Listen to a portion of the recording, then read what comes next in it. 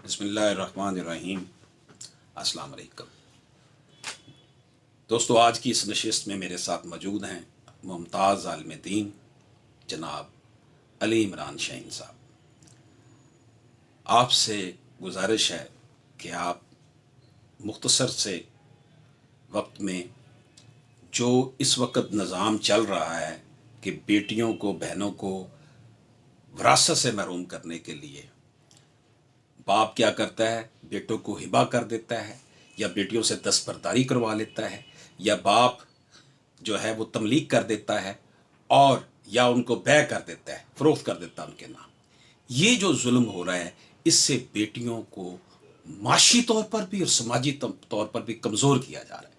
सूरह निसा में खोल खोल कर मेरे रब ने जो है ना बयान की है कि किसको कितना हिस्सा मिलेगा, और उसको महरूम करने वाले के लिए सख्त वईद है, दर्दनाक अजाब है, वो गुनाह कबीरा है, क्योंकि वो अल्लाह की ये हद है कि अल्लाह ने बता दिया कि ये इसको इतना मिलना है, ये इतना मिलना है। जो अल्लाह की हद तोड़ता है तो उसका आप देख लें। तो मैं समझता हूँ कि आप हमारे सामीन और नाजरीन के लिए इस हवाले से चंद लम्हात के लिए गुफ्तगू फरमा दें। नहमदुहु व नसल्ली अला रसूलिहिल करीम, अम्मा बाद। बहुत शुक्रिया साहिबजादा मियाँ मोहम्मद अशरफ आसमी एडवोकेट साहब। देखिए, इस्लाम ने अपने निज़ाम के अंदर किसी को भी नाइंसाफ़ी का शिकार नहीं किया। एक शख्स है, उसके बेटे हैं और बेटियां हैं, दोनों को अल्लाह ताला ने अपनी अपनी जगह पर उसकी विरासत से हिस्सा दिया है, बल्कि उसकी जो बीवी है उसको भी हिस्सा मिलता है। अब इसके अंदर फ़र्क करना और बेटों को नवाज देना और बेटियों को महरूम कर देना, ये सरासर कुफ्र भी है, ये सरासर अल्लाह की शरीयत का इनकार भी है, और ये सरासर दीन इस्लाम के साथ, अल्लाह और उसके रसूल के साथ जंग भी है। तो इसको किसी सूरत में भी इग्नोर नहीं किया जा सकता। वो बेटियां जो उसके अपने वतन से पैदा हुई, जहाँ से बेटे पैदा हुए, जिस रब ने बेटे दिए उसी ने बेटियां दी हैं। अगर नबी करीम सल्लल्लाहु अलैहि वसल्लम ने बेटे को नेमत करार दिया तो बेटी को रहमत करार दिया है, और अल्लाह ताला उस औलाद की वजह से इंसान को रिज़्क़ अता करता है। और जो कुछ हम देते हैं वो हम अपने से नहीं दे रहे होते, बिल्कुल सही, बल्कि अल्लाह के दिए उसे में दे रहे होते हैं। और अल्लाह का ये हुक्म है कि इस तरीके से अदल के साथ, इंसाफ के साथ जो मैंने हिस्से मुकर्रर किए हैं वो हिस्से अपनी औलाद को और बाकी लोगों को, रिश्तेदारों को वैसे ही देते चले जाओ जिस तरीके से अल्लाह का हुक्म, अल्लाह ने कहा कि मैंने दिया। अब इसमें मसला ये है कि फिर वही बात आ जाएगी कि हुकूमतों को अपना किरदार अदा करना चाहिए। एक शख्स के नाम मलकियत मौजूद है, विरासत मौजूद है, तो उसमें से शरई तौर पर आखिरी जो हद है ना, जो जिसको भी यानी नापसंदीदा तौर पर फुकहा ने लिखा, और उसको भी उन्होंने आखिरी तौर पर लिखा कि ये तीसरा हिस्सा कोई शख्स गिफ्ट कर सकता है, किसी को अगर दे सकता है, किसी को अगर अपनी मर्जी से खर्च करके किसी को कुछ देना चाहता है तो अपनी मलकियत में दे सकता है, उसके अलावा वो दे ही नहीं सकता। इसके ऊपर कानून साजी होनी चाहिए बाकायदा तौर के ऊपर। और जो उसकी विरासत है, जिस तरीके से शहबाज शरीफ साहब ने कोशिश की थी, इसके ऊपर कानून साजी भी उन्होंने की थी कि जो बाप की विरासत है ना, वो डायरेक्ट उसके इंतकाल के साथ, उसकी वफात के साथ डायरेक्ट औलाद के अंदर ऑटोमेटिक तकसीम हो जाएगी। अगर वो उसको अपनी ज़िंदगी के अंदर बेटों के नाम करता है तो इसके ऊपर कानून साजी होनी चाहिए कि वो ना कर सके एक हद से ज़्यादा, क्योंकि शरई तौर पर जो किसी शख्स की विरासत और मलकियत होती है, उसमें से इतना ज़्यादा किसी औलाद को अगर वो देगा तो बराबर देगा। अगर वो गिफ्ट करता है तो कोई चीज़ भी देता है तो वो गिफ्ट के तौर पर। दूसरी बात, मैं आपकी बात यहाँ काट रहा हूँ कि अगर वो गिफ्ट कर रहा है किसी को, जी, तो वो अब उसको क्या बेटी नजर आते हैं गिफ्ट करने के लिए? तो बेटियां कहाँ गई? बेटी फिर दूसरा ये कि वसीयत जो 1/3 की जाती है, वो भी उनको नहीं हो सकती जो कि इसके विरासत में हिस्सेदार है, उनके लिए वसीयत भी नहीं हो सकती कि उनको ज्यादा दे दिया जाए फलां को। वो जितना अल्लाह पाक ने फरमा दिया उतना ही वो उतना ही देगा। तो बेटियों का हिस्सा, अच्छा, ये आपकी बड़ी दिलचस्प बात है जो आपने ये कही है कि अगर उसने कोई तमलीक करनी है, गिफ्टिंग करनी है, तो वो बेटों को ही क्यों, बेटी को क्यों नहीं? मैं अब केसेस यहाँ पर मेरे पास आते हैं, मुझे तो कोई बंदा नहीं नजर आता, कोई लाखों में एक होगा जिसने सिर्फ बेटियों को गिफ्ट कर दिया, बेटे को कुछ ना दिया। यहाँ गिफ्ट सिर्फ बेटों को किया जाता है, तमलीक सिर्फ बेटों के लिए होती है, हिबा जो है या वो बैग के नाम से दस्तबरदारी सिर्फ बेटियों से करवाई जाती है। اس معاملے میں اگر آپ مجھے کہتے ہیں نا جی آپ عورتوں کے حقوق کی بات کر رہے ہیں، میں عورتوں کے حقوق کی بات کیا کروں میرے پاکستانیوں، میرے ملک کے لوگوں، یہ قرآن کی بات ہے، یہ کسی سیاسی جماعت کی بات نہیں ہے۔ ہم اپنے آپ کو جہنم میں کیوں لے کر جائیں؟ بڑے سے بڑے عالم دین سے جب میری بات ہوئی تو انہوں نے کہا جی آدھے سے زیادہ جو دین ہے وہ تو وراثتی نظام ہے ہمارا، بالکل اسی طرح بالکل کہ وراثتی نظام کو آپ اب امپلیمنٹ کرتے ہیں۔ اب دیکھیں نا، بھائی کھڑے ہو جاتے ہیں، کہتے ہیں جی بہنوں سے ان کو انفورس کرتے ہیں کہ جو اپنا حصہ ہے وہ ہمارے نام کرو، اگر تم نہیں کرو گی پھر بھی تمہارے ساتھ مقاطع ہے، اور اگر تم لے لو گی پھر بھی تمہارے ساتھ مقاطع ہے، تم نے ہم سے حصہ لے لیا نا، اب تمہارا ہمارے ساتھ کیا لینے تھا۔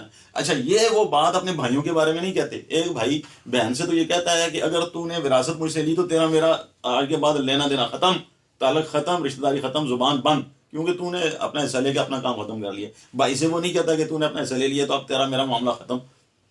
بھئی وہ بھی اسی خون سے پیدا ہوئی، وہ بھی انہی ماں باپ سے پیدا ہوئی ہے، اور اس کا برابر اسی طریقے سے حصہ ہے۔ اس کے اوپر سیدھی سی بات ہے، حکومتوں کا ڈائریکٹ قانون بننا چاہیے کہ کہ جس کا جو حصہ ہے اس کو ڈپرائیو کر کے نہ تو اس میں سے کوئی ہبا کر سکے، بالکل، اور اس کے تملیغ اوپر کر سکے، جس کا جو حصہ ہے آٹومیٹکلی اس کو یعنی کہ منتقل ہو۔ یہ نہیں ہونا چاہیے کہ جناب اور نا جو اس کے اوپر سخت سزائیں ہوں، سزا ہو۔ اور اس کے اوپر قانون بننا چاہیے کہ اپنی اولاد کو وہ تملیغ نہیں کر سکتا، اولاد کو گفٹنگ نہیں کر سکتا، بالکل۔ اور بالکل شرعی طور کے اوپر وہ جائیداد کی تقسیم ہوگی، اور اس کے اوپر کسی قسم کا کوئی گورنمنٹ کو، حکومتوں کو کمپرومائز نہیں کرنا چاہیے۔ معاشرے کو بھی اس کے اوپر ضرور نگاہ ڈالنی چاہیے کہ وہ اپنی آخرت کو کیوں برباد کر رہے ہیں۔ مرتے ہوئے ایک شخص جب اس دنیا سے جا رہا ہے اور وہ قبر کے اندر اتر رہا ہے تو اس کو اپنی اگلی فکر نہیں کرنی چاہیے کہ میں اپنے سر کے اوپر گناہوں کا مزید بوجھ لے کے جا رہا ہوں، اور پیچھے اس کی اولاد اس کے ساتھ پتہ نہیں کیا کرنے والی ہے، اللہ معاف کرے۔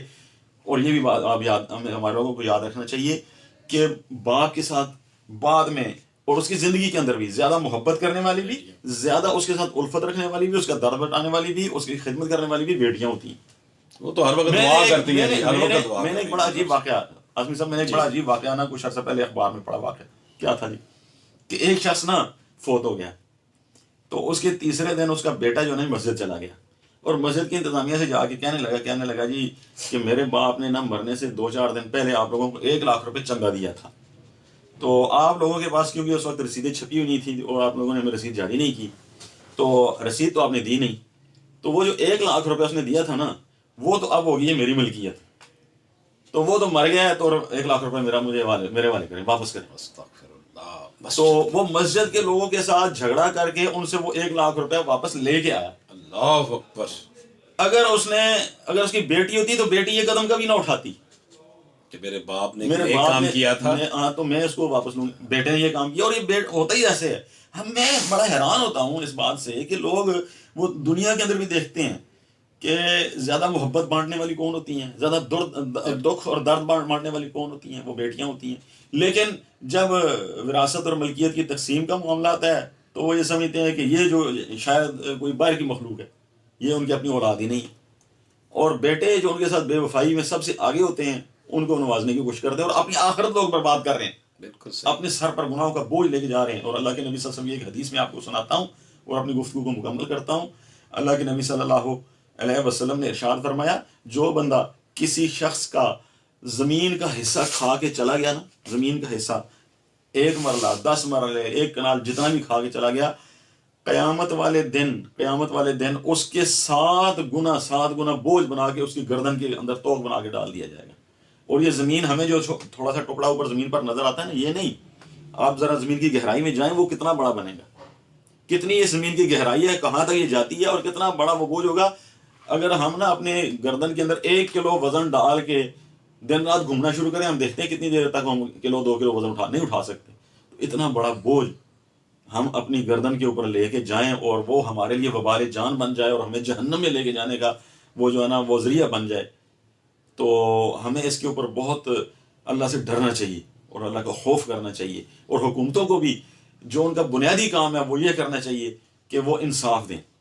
انصاف کے اندر یہ بنیادی چیز ہے کہ وہ وراثت کے اندر بھی اور باقی جو معاملات ہیں ان کے اندر انصاف کریں، قانون سازی کریں، اور سخت اس کے اوپر سزائیں ان کے کرنے سے یہ ہو جائے گا۔ جیسے کہ میں نے پہلے بھی یہ بات کی تھی کہ انہوں نے اگر وہ جعلی چیکنگ کے چیک دینے کے اوپر انہوں نے قانون بنایا تھا، تو یہ کام تقریباً ختم ہو گیا تھا، لوگ جعلی چیک دینا بند ہو گئے تھے. اگر اب یہ ہو جائے، جعلی چیک اگر رک سکتے ہیں اور خواتین کو جو ان کا حق نہیں مل رہا تھا وہ ملنا شروع ہو گیا قانون سازی کی وجہ سے، تو باقی کام بھی ہو سکتے بے ہیں. شک بے تو شک. یہ حکومتوں کو کرنا چاہیے. بہت شکریہ علی عمران شاہین صاحب، آپ نے بڑے بھرپور انداز میں ہماری رہنمائی فرمائی. دوستو یہ بڑا ہاٹ ٹاپک ہے. ہم نے یہ علم پر جو ہے نا بلند کیا ہوا ہے. میں سمجھتا ہوں کہ ہمارے علماء اکرام، ہمارے اساتذہ اکرام، معاشرے میں نفوذ پذیری کے حامل لوگ اگر اس حوالے سے آواز اٹھائیں اور پولیٹیکل پارٹیز کو بھی مجبور کیا جائے کہ وہ یہ قانون سازی کروائیں. قانون سازی کیا کرانی ہے؟ ہمارے پاس قانون تو ہے قرآن مجید کی صورت میں. آئین پاکستان کہتا ہے کہ ہر وہ قانون نل اینڈ وائڈ سمجھا جائے گا جو قرآن و سنہ کے خلاف ہوگا. اصل بات امپلیمنٹیشن کی ہے. اللہ پاک ہم سب کا حامی ناصر ہو. اجازت دیجیے. اللہ حافظ.